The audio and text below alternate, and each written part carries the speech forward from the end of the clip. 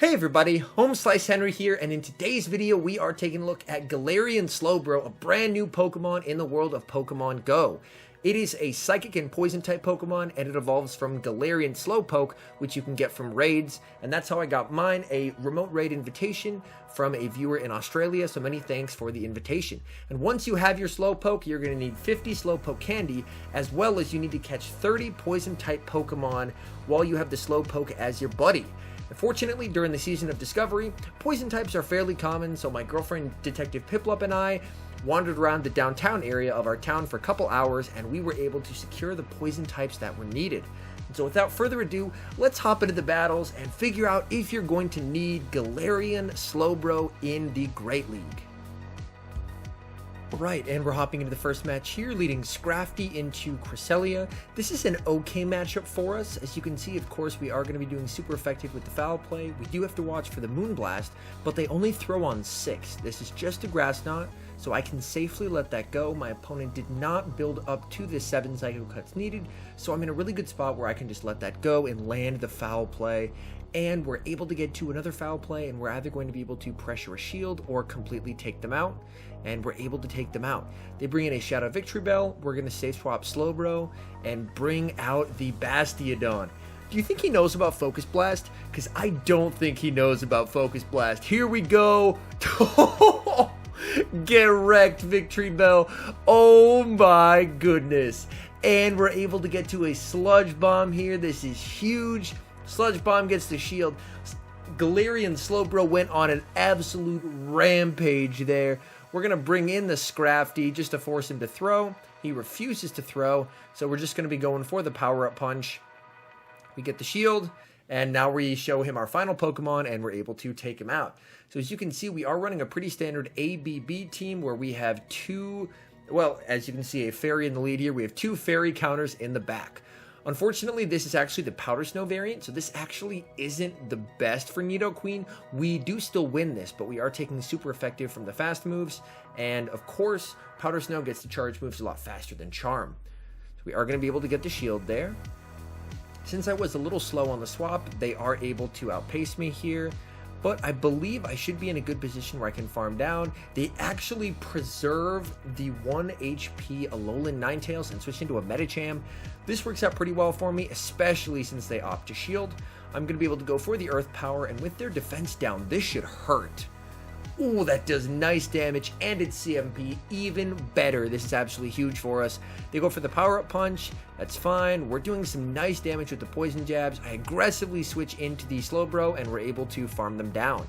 It all depends what they have in the back. They have an Azumarill, and Azumarill really does not like to see Galarian SLOWBRO, as with our poison subtyping, we are going to be resisting the Play Rough.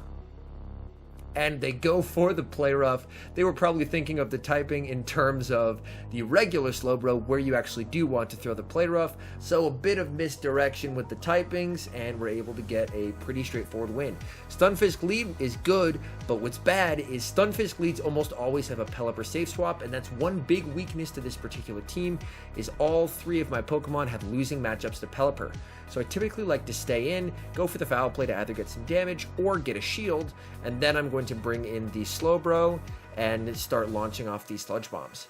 Their Pelipper overfarms by a ton of energy. I'm going to be going for the Sludge Bomb, and they decide to let that energy go, which is huge for us.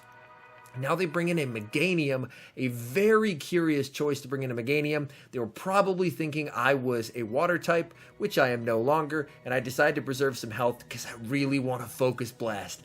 Come on, here we go. Does he know? Does he know?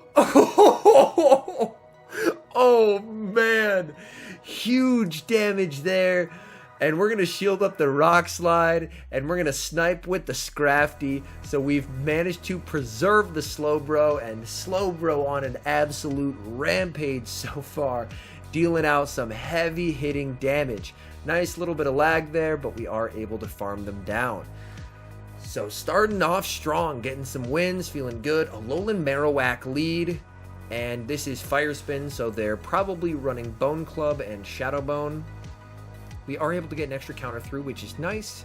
and they're just going to be going straight for the Bone Clubs, of course. But the Bone Clubs plus the Fire Spin damage honestly does really add up, which can make things a little difficult.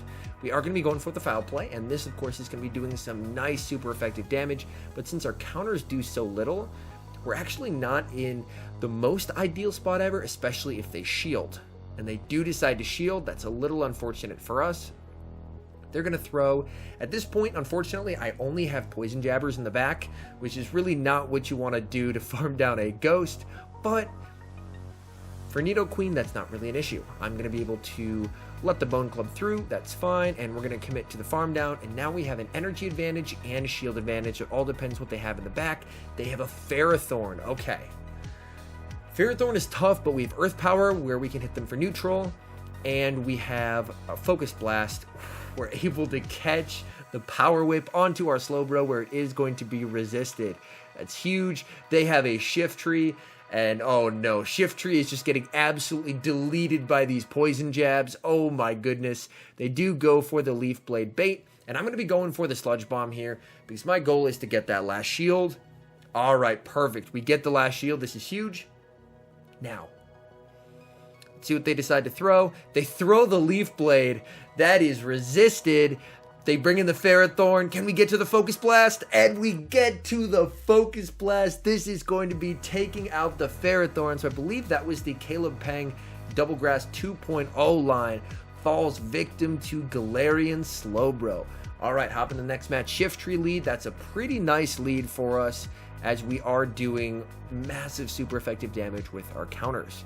Unfortunately, Shift Tree hits really hard back, and we simultaneously swap, which is horrible. This matchup is absolutely terrible for us, as Galarian Slowbro really has no play against Alolan Marowak. I'm going to build up a ton of energy and basically just bluff that I have a move that can hurt him.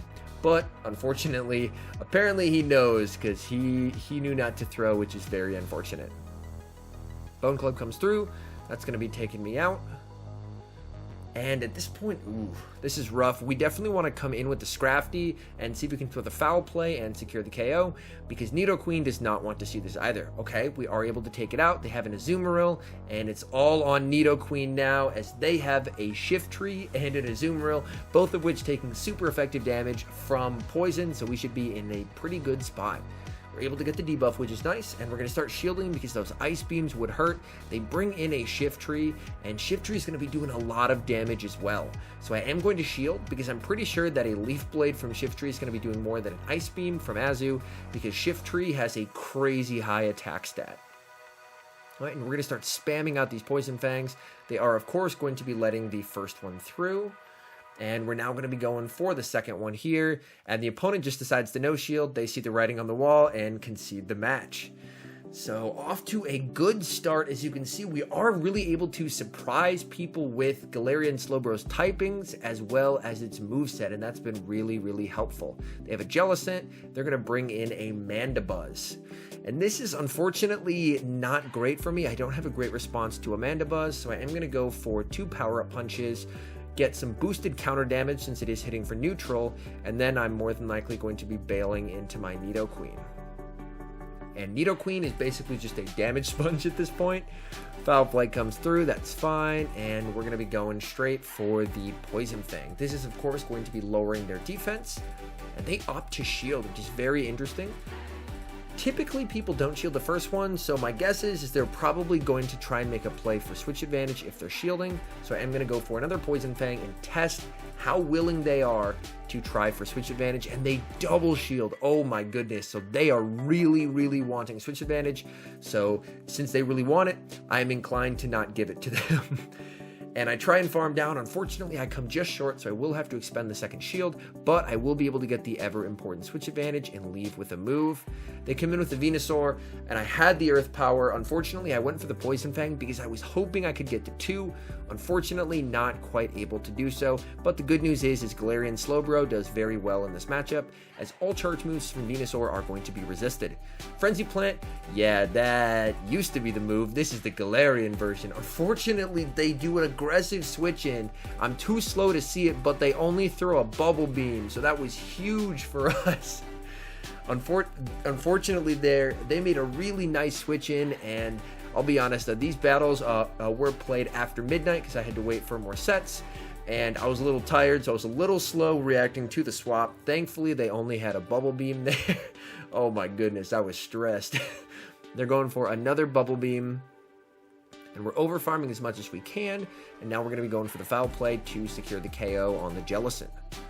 It's fine. Venusaur comes back in, and we're able to get to the foul play, and this should be enough to take out the Venusaur and to give us the game. So as you can see, again, someone else thinking, you know what, Venusaur on SLOWBRO, that's a good matchup, not recognizing that all charge moves from Venusaur are going to be resisted. Another Stunfisk, but this time it's the Unova Stunfisk. So a very interesting pick that I am starting to see more and more in Season 8, probably with the increase of poison types, a lot more people wanting to run ground types in response. And Unova Fisk is going to be spamming out these discharges right here. I'm going to be going for the foul play. Nice little bit of lag. So I don't believe they got any extra moves through, but they do commit a shield. And this is tough because I can survive this, but it's going to get me low. And we were able to get to the power-up punch, which is very nice, and I'm hoping this can take it out because my backline really does not want to see this, and we're able to take switch, and they have a Skarmory. Okay, and this is a little rough for us. I'm going to come in with the SLOWBRO because my best response to the Skarmory is definitely just focus blasting it, which is never an ideal situation by any means. Alright, big focus blast, come on. You have no idea what I have. Big focus blast. Oh, and that does huge damage. Holy crap. All right. We go for the Sludge Bomb. We get the shield. And at this point, I'm realizing I'm not getting to another move. So I am going to hop into the Nidoqueen. And I'm going to call the bait.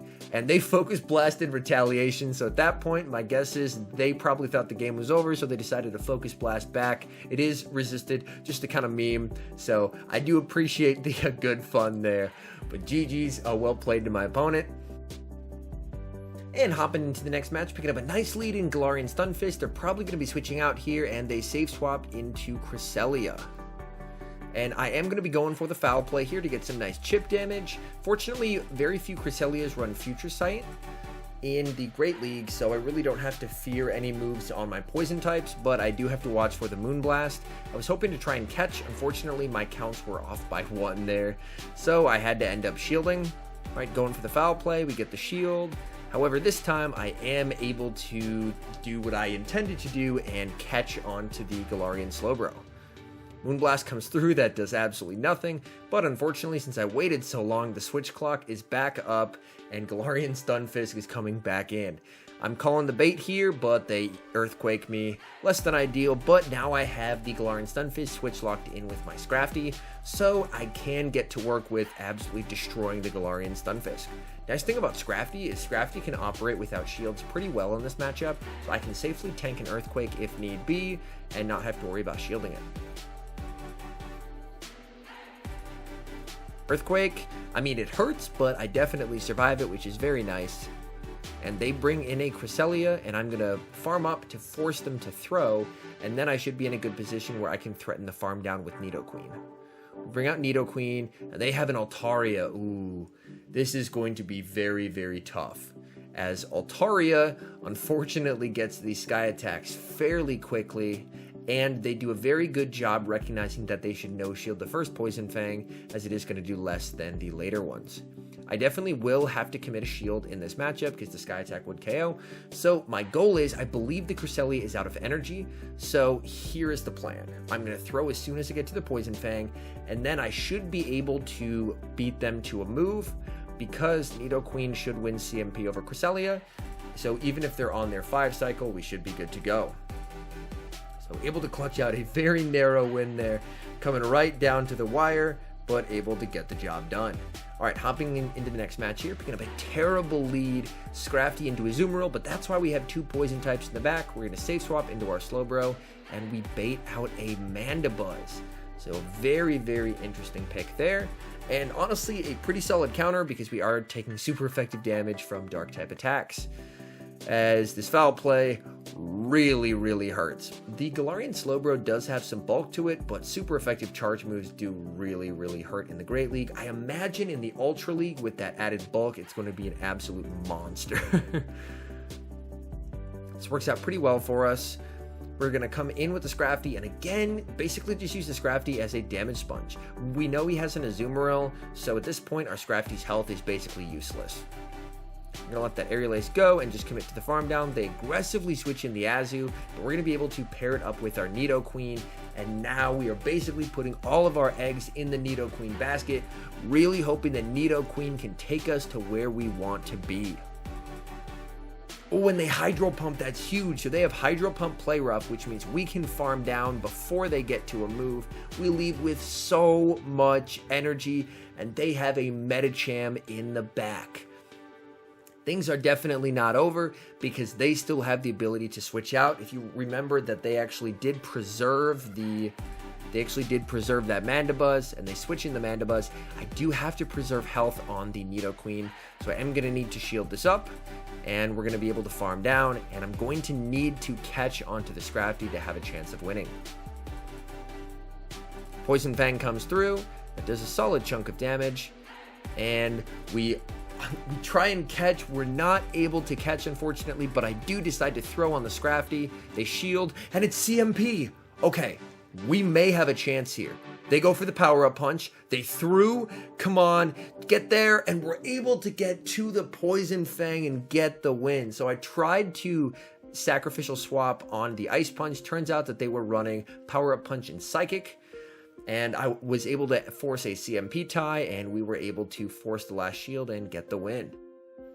Hopping into the next match here and picking up a pretty nice lead versus a Unova Stunfisk. As we've seen before, we can pretty comfortably win the Zero Shield as we can survive 2 discharges, whereas 2 foul plays plus the counter damage is going to be enough to take them out. So we're going to be farming up. We even get an extra counter through for good measure, so that's very nice for us. And I probably could have overfarmed a bit more here, but I opted to just go ahead and secure the Zero Shield win. And unfortunately, not overfarming does cost me when a Defense Deoxys comes in and I fall 2 counters short of being able to reach the foul play. So had I overfarmed, I may have been able to reach it. Unfortunately, not quite able to do so. They have an energy lead, but I am going to come in with the Nidoqueen, specifically because Poison Fang is super spammy and I can hopefully start threatening the health or the shields of the Defense Deoxys. They are going to be going straight for the Psycho Boost. That of course hurts, but I can survive it. Let's see what's in the back. A Shadow Abomasnow. And as you can see, these poison jabs from Slowbro are destroying this Abomasnow, and we can even tank a Weather Ball. Shout out to Slowbro having some bulk to it, going for the Sludge Bomb, getting the shield, and at this point, I'm fine with letting this go and entirely putting my faith into Nidoqueen, because Nidoqueen with shields will do very well here. We're just going to start spamming out these Poison Fangs as soon as we get them and basically go for the Poison Jab down, because our Poison Jabs are going to be neutral, but we're lowering their defense more and more, whereas their counters are, of course, resisted. They throw. That's fine. They're definitely going to Psycho Boost, which is going to make their counters do even less, and we're able to Poison Jab down and get the win. So, a very tough game there with the backline Defense Deoxys, but we were able to clutch it out. Terrible lead in Medicham. We're going to instantly save swap into the Slowbro, and we bait out a Lickitung. Do you think he knows? I really don't think he knows. Alright, moment of truth. Does he know? Get out of here, Lickitung. Get out of here. And he has a Pachirisu in the back. So some very cool spice in the back. You love to see it. Unfortunately, Pachirisu is not native to where I am, so I only got a few from GoFest, so I don't have nearly enough candies to actually build one for Great League, but very cool to see. Nidoqueen is a great matchup here, but I want to get some utility out of Scrafty. That's why I aligned the Scrafty onto the Pachirisu. And now that they brought in the Medicham, now I can align the Nidoqueen with the Medicham, which is the significantly better alignment for me overall. And we're going to start spamming out these Poison Fangs, of course, and starting to lower the defense and really get Nidoqueen rolling. Poison Fang comes through, gets it very low. We're able to farm down. And at this point, The opponent sees the writing on the wall and concedes the match. Alright, and hopping into the final match here, Scrafty into a Galarian Stunfisk. And they bring out a Venusaur, and here I make a mistake. I definitely should have gone into my Slowbro, as Slowbro resists all charge moves, whereas for Nidoqueen, the Frenzy Plant is neutral. I go for the Poison Fang there, and I'm going to try and get to another Poison Fang, which I'm able to do, which is nice. And if they decide to let this go, I can win the Zero Shield, which they do, probably just to get some extra farm for their Stunfisk. So that makes quite a bit of sense there. And typically with a Stunfisk lead, I see a Pelipper save swap, so I was expecting maybe not a Pelipper because they save swapped the Venusaur. But as you're going to see here momentarily, they do in fact have a backline Pelipper, which is pretty spectacularly terrible for me. So we're going to be eating this Earthquake. Let's see what's in back. Oh no, it's a Pelipper. Okay, come on, Slowbro. You got this, buddy. Unfortunately, Slowbro just has a losing matchup here. I am going to let one through. I can survive one Weather Ball. And they get a fast move through as I throw. That is super unfortunate. Sludge Bomb does get the shield. And they're just going to start spamming out these Weather Balls. As Pelipper does, it's exceedingly good at it. And we are going to have to shield again, and things are looking rough here. I'm going to keep farming, and they switch into the Stunfisk. I don't think they know about Focus Blast. Can we pull this off? We Focus Blast it, we switch into the Scrafty, and we're able to counter down and get the win. So the opponent tried to catch a Sludge Bomb, but instead caught a Focus Blast to the face from the Slowbro. Oh my goodness. So all in all, I had a ton of fun running the Galarian Slowbro. Focus Blast was really surprising people on the save swap. In terms of long-term viability as to whether you should build it, I think it's a very solid Pokemon. I think part of my success with landing Focus Blast could have been just unfamiliarity with the moveset, but all in all, it has some solid bulk to it, so I do think it is a solid contender. I wouldn't classify it as main meta by any means, but it feels like it's a very solid off-meta pick. Anyways, thank you guys so much for watching. If you're enjoying the content, make sure to leave a like and subscribe to the channel. And a special thank you, as always, to our members here on YouTube. The support you guys provide is absolutely incredible. So thank you guys oh so very much. And until next time, I've been HomeSliceHenry.